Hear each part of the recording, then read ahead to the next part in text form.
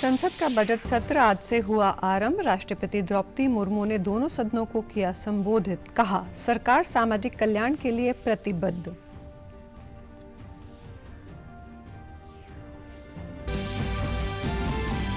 पंजाब के गवर्नर और चंडीगढ़ प्रशासक गुलाब चंद कटारिया ने चंडीगढ़ में किया 2 आधुनिक पुलिस थानों का शिलान्यास। कहा, कानून व्यवस्था होगी पुख्ता।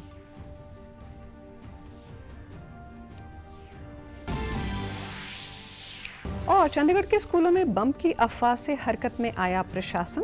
पुलिस की अब तक की जांच में स्कूल निकले सुरक्षित। एफआईआर हुई दर्ज। लोगों से ना घबराने की अपील।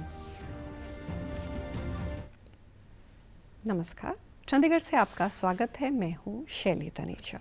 अब समाचार विस्तार से। संसद के बजट सत्र की आज से शुरुआत हुई। पहले दिन राष्ट्रपति द्रौपदी मुर्मू ने दोनों सदनों के संयुक्त सत्र को संबोधित किया। इस दौरान राष्ट्रपति ने कहा, सरकार देश में सामाजिक न्याय के लिए प्रतिबद्ध है और हर नागरिक को बिना भेदभाव उसका हक मिलना चाहिए। राष्ट्रपति ने कहा, पिछला साल भारत के तेज विकास और विरासत के उत्सव के रूप में याद किया जाएगा। उन्होंने अपने अभिभाषण में श्री गुरु तेग बहादुर जी के 350वें शहीदी दिवस का भी जिक्र किया। उन्होंने जी राम जी कानून को सुधारों की दिशा में उठाए गए एक कदम बताया। किसानों की आय बढ़ाने के लिए श्री अन्न योजना को वैश्विक स्तर पर बढ़ावा देने का कार्य जारी है। राष्ट्रपति ने कहा कि आज भारत न्यूक्लियर एनर्जी से लेकर सौर ऊर्जा तक के क्षेत्र में तेजी से आगे बढ़ रहा है। माननीय सदस्यगण, इसी दौरान देशवासियों ने श्री गुरु तेग बहादुर जी का 350 शहीद दिवस पर्व पूरी श्रद्धा के साथ मनाया। भगवान बिरसा मुंडा के 150 जन्म जयंती वर्ष के दौरान देश ने उन्हें श्रद्धांजलि दी और आदिवासी समाज के योगदान को याद किया। पंजाब के राज्यपाल और चंडीगढ़ प्रशासक गुलाब चंद कटारिया ने चंडीगढ़ में 2 नए पुलिस थानों का शिलान्यास किया। ये थाने आईटी पार्क और मौली जांगरा में काम करेंगे। इस दौरान उन्होंने बताया कि पुलिसिंग को हाईटेक बनाने के लिए 2 नए आधुनिक थानों पर लगभग 10 करोड़ रुपए का खर्च आएगा, ताकि नागरिकों को बेहतर सेवाएं मिल सके और कानून की व्यवस्था को और बेहतर बनाया जा सके। ये परियोजनाएं future ready Chandigarh 2030 and beyond परिकल्पना से प्रेरित है। उन्होंने सतलुज यमुना लिंक यानी SYL पर बात करते हुए कहा कि इसका शांति के साथ हल निकालना चाहिए।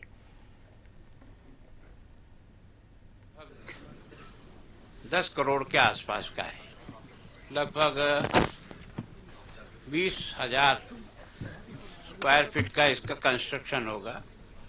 इसमें एक तरह से थाने की जितनी आवश्यकताएं हैं वो सारी यहाँ होगी। और मैं सोचता हूँ कि इस क्षेत्र के अमन चैन शांति के लिए पुलिस की जो प्रेजेंस आवश्यक होती है वो यहाँ पूरी रहेगी। चंडीगढ़ के स्कूलों में आज बम मिलने की धमकी से प्रशासन हरकत में आ गया। ये धमकी एक ईमेल के जरिए भेजी गई थी, जिसमें स्कूलों को बम से उड़ाने का जिक्र किया गया था। स्कूलों से सूचना मिलते ही उन्हें एहतियातन खाली करवा लिया गया। मौके पर चंडीगढ़ पुलिस सहित बम निरोधक दस्ता जा पहुंचा और तुरंत अपनी कार्रवाई शुरू की। बम की अफवाह के चलते स्कूल परिसरों की गहन तलाशी ली गई। फिलहाल किसी भी तरह की कोई संदिग्ध वस्तु बरामद नहीं हुई है। एसएसपी कंवरदीप कौर ने बताया कि ईमेल भेजने वाले की पहचान और उसकी सच्चाई जानने के लिए साइबर टीम जांच में जुटी है। फिलहाल इस मामले में एफआईआर दर्ज की गई है। आसपास के इलाकों में भी निगरानी बढ़ा दी गई है। उन्होंने कहा कि अभी तक 26 स्कूलों को थ्रेट कॉल आई थी, जिसमें से 10 स्कूल पूरी तरह चेक किए गए हैं। कहीं कुछ नहीं मिला है। लोगों से शांति बनाए रखने और ना घबराने की अपील की जाती है। किसी संदिग्ध गतिविधि की सूचना वे तुरंत पुलिस को दें।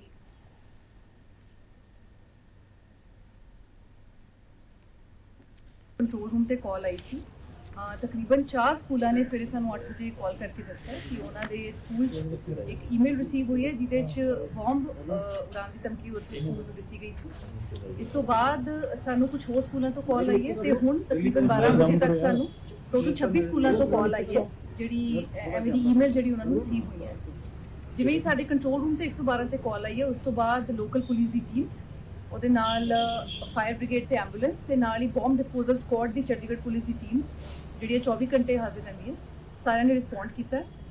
ਹੁਣ ਤੱਕ ਤਕਰੀਬਨ 12 ਵਜੇ ਨੇ ਤੇ ਹੁਣ ਤੱਕ 10 ਸਕੂਲਾਂ 'ਚ ਅਸੀਂ ਐਂਟੀ ਸੈਬੋਟੇਜ ਚੈੱਕ ਕਰਾ ਕੇ BDS ਟੀਮਸ ਦੇ ਥਰੂ ਵਿਜ਼ੂਅਲ ਚੈੱਕ ਕਰਾ ਕੇ ਸਾਰਾ ਸੈਨੀਟਾਈਜ਼ ਕਰ ਦਿੱਤਾ ਸਕੂਲ ਨੂੰ ਤੇ ਸਾਰੇ 10 ਦੇ 10 ਸਕੂਲ ਸੇਫ ਹੈ। पंजाब के मुख्यमंत्री भगवंत सिंह मान ने कहा कि युद्ध नशों विरुद्ध अभियान का दूसरा चरण नशा समस्या की जड़ पर प्रहार करने के लिए पूरी तरह तैयार है। राज्य सरकार गांव स्तर पर लोगों को संगठित कर पूरे पंजाब में जन भागीदारी बढ़ाकर नशों के खिलाफ अब तक की अपनी सबसे सशक्त जन आंदोलन मुहिम को तेज करने जा रही है। युद्ध नशों विरुद्ध के दूसरे चरण की प्रगति की समीक्षा करते हुए मुख्यमंत्री ने घोषणा की कि अगले महीने ग्राम रक्षा समितियों की एक बड़ी राज्य स्तरीय बैठक आयोजित की जाएगी ताकि मुहिम को नई दिशा दी जा सके। मुख्यमंत्री ने कहा कि नशा एक वैश्विक समस्या है, लेकिन दुनिया में कहीं भी इस बुराई के खिलाफ इतनी मजबूती से जंग शुरू नहीं की गई। पंजाब को नशा मुक्त बनाने के लिए ग्राम रक्षा समितियों के रूप में गांव के पहरेदारों की 1,50,000 सदस्यों वाली एक शक टीम का गठन किया गया है। इस अभियान को आगे बढ़ाने के लिए अगले महीने इन VDs की बैठक बुलाई जाएगी। मुख्यमंत्री ने कहा कि इस बैठक में VD सदस्य अपने अपने गांव को नशा मुक्त बनाने का संकल्प लेंगे। उन्होंने अधिकारियों को VD सदस्यों को शीघ्र पहचान पत्र जारी करने के निर्देश भी दिए ताकि उनके कार्यों को मान्यता मिल सके। मुख्यमंत्री ने विश्वास जताया कि जनता के सक्रिय समर्थन से इस अभियान का दूसरा चरण पहले चरण से भी अधिक सफल होगा। पंजाब ने इन जन आंदोलन को सफलतापूर्वक आगे बढ़ाकर एक मिसाल कायम की है। पंजाब पुलिस ने संगठित अपराध और सीमा पार हो रही तस्करी के खिलाफ अभियान के तहत एक बड़ी सफलता हासिल की है। सोशल मीडिया के जरिए जानकारी साझी करते हुए पंजाब के DGP गौरव यादव ने बताया कि अमृतसर पुलिस कमिश्नरेट के अंतर्राष्ट्रीय नार्को हथियार तस्करी मॉड्यूल का पर्दाफाश करते हुए 4 मुख्य आरोपियों को गिरफ्तार किया है। इस संबंध में जानकारी देते हुए अमृतसर के पुलिस कमिश्नर गुरप्रीत सिंह भुल्लर ने बताया कि पुलिस ने आरोपियों के कब्जे में से लगभग 1.5 किलो हेरोइन, 2 अत्याधुनिक पिस्तौलें, 34 जिंदा कारतूस और लगभग 2 लाख रुपए की ड्रग मनी बरामद की है। प्रारंभिक जांच से ये खुलासा हुआ है कि ये आरोपी सोशल मीडिया के जरिए पाकिस्तान स्थित स्मगलरों और विदेशी हैंडलरों के सीधे संपर्क में थे। उनके इशारे पर ही सीमा पार अवैध हथियार और नशे की खेप प्राप्त की जाती थी और फिर पंजाब के विभिन्न हिस्सों में सप्लाई की जाती थी। इस मामले में अमृतसर के थाना सिविल लाइन स्थित FIR दर्ज कर ली गई है। पुलिस अब तक इस नेटवर्क के अगले पिछले संबंधों का पता लगाने के लिए गहराई से जांच कर रही है।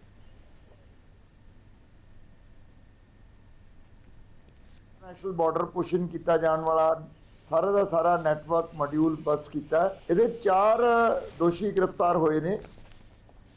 1.5 kg हीरोइन, 2 सोफिस्टिकेटेड पिस्टल्स, 1,98,000 रुपया ड्रग मनी ते 34 लाइव कार्ट्रिजेस ने 9mm ने ये रिकवरी हुई है। और अपने खेतों के ਜਿਹੜੀਆਂ ਕੰਸਾਈਨਮੈਂਟਸ ड्रोन राही बाहरों मंगवा के पाकिस्तान साइड तो उत्थे ड्रॉपिंग कराउंदे सी।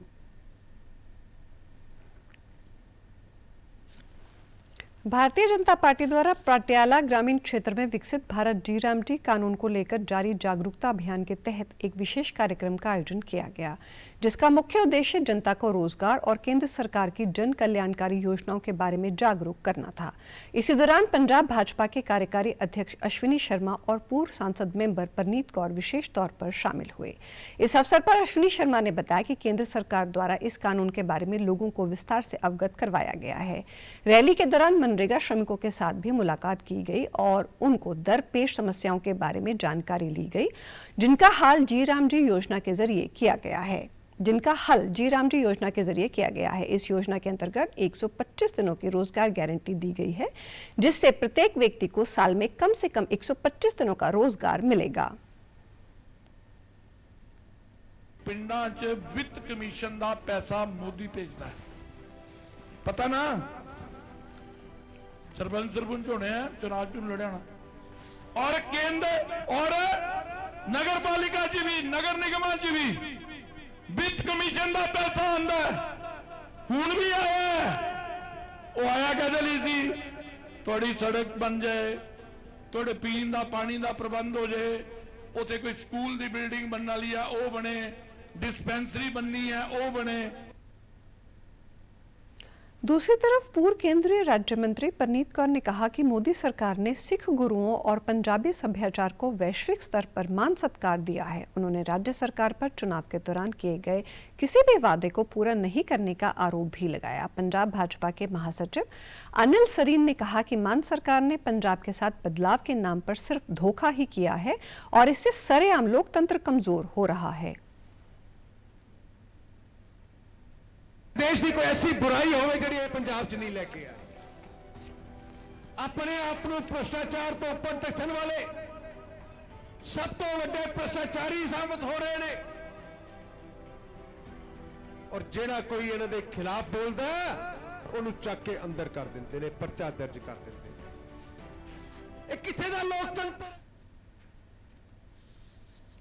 प्रधानमंत्री नरेंद्र मोदी ने आज पंजाब केसरी लाला लाजपत राय की जयंती पर उन्हें श्रद्धांजलि अर्पित की। सोशल मीडिया पोस्ट में प्रधानमंत्री ने लाला लाजपत राय को महान स्वतंत्रता सेनानी कहा और उन्हें मातृभूमि का अमर पुत्र बताया। उन्होंने कहा कि लाला लाजपत राय ने भारत को गुलामी की जंजीरों से मुक्त कराने के लिए अपना सर्वस्व समर्पित कर दिया। लाला लाजपत राय का त्यागमय जीवन देश की हर पीढ़ी के लिए प्रेरणा का स्रोत बना रहेगा। इस बीच गृह मंत्री अमित शाह ने भी लाला लाजपत राय को श्रद्धांजलि दी।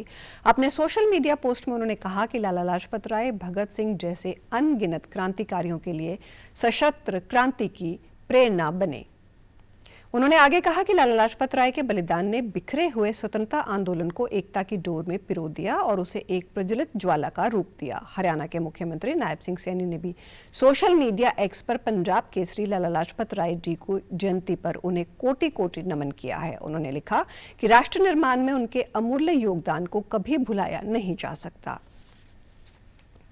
चंडी मंदिर स्थित सेना के पश्चिमी कमांड में आज आपदा प्रबंधन सम्मेलन का आयोजन किया गया, जिसमें विभिन्न राज्यों के प्रतिनिधियों ने हिस्सा लिया। NDMA के सहयोग से आयोजित इस सम्मेलन में देश की आंतरिक सुरक्षा, आपदा के समय सहायता पहुंचाने के ढांचे को मजबूत करना और रणनीतिक साझेदारियों पर चर्चा की गई। साथ ही तकनीकी नवाचार चुनौतियों से निपटने का भी विवरण पेश किया गया। इस दौरान स्वदेशी क्षमताओं के बढ़ते प्रयोग पर एक प्रदर्शनी भी लगाई गई। इस दौरान कमांड के GOC lieutenant general Manoj Kumar Katiyar ने आपदा प्रबंधन में सेना की भूमिका पर प्रकाश डाला। Process, and we can blame nature for most of these natural disasters, but I feel that a lot of these natural disasters are happening because of human deeds. Climate change, triggering floods, cyclones, so many other disasters, and it is in fact one of the biggest security challenge। NDMA के सदस्य सेवानिवृत्त lieutenant general Syed अता हसनैन ने कहा कि आपदा के संभावित खतरे से निपटने और उनके सबक लेने के लिए आज विचार विमर्श किया गया है। disasters that we had in this region, starting from Uttarakhand, Himachal Pradesh, Jammu and Kashmir, Punjab, Haryana and the Union Territory of Chandigarh। जरूरी है कि हम उसका एक रिव्यू करें और उसके सबक सीखें, क्योंकि क्लाइमेट चेंज हमारे ऊपर है। हमारा काम है पूरे देश की जितनी आपदाएं हैं इनके बारे में कोऑर्डिनेशन करना, तैयारी करना इनके सामना करने के लिए और रिस्पॉन्स करना जब भी ये आपदाएं आती। हरियाणा के मुख्यमंत्री नायब सिंह सैनी ने कल पंचकूला में हरियाणा विजन 2047 कार्य योजना पर मंत्री, सांसद और विधायकों के साथ बजट पूर्व परामर्श बैठक की अध्यक्षता की। बैठक में राज्यसभा, लोकसभा सांसदों, विधायकों एवं मंत्रियों ने बजट को लेकर विस्तार से सुझाव दिए।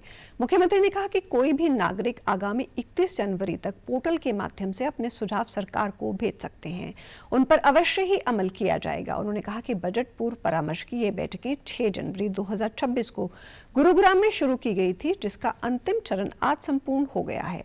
प्रधानमंत्री नरेंद्र मोदी के कुशल मार्गदर्शन में जनप्रतिनिधियों के सहयोग और जनता के विश्वास के साथ हम निश्चित रूप से विकसित भारत, विकसित हरियाणा 2047 के संकल्प को साकार करेंगे।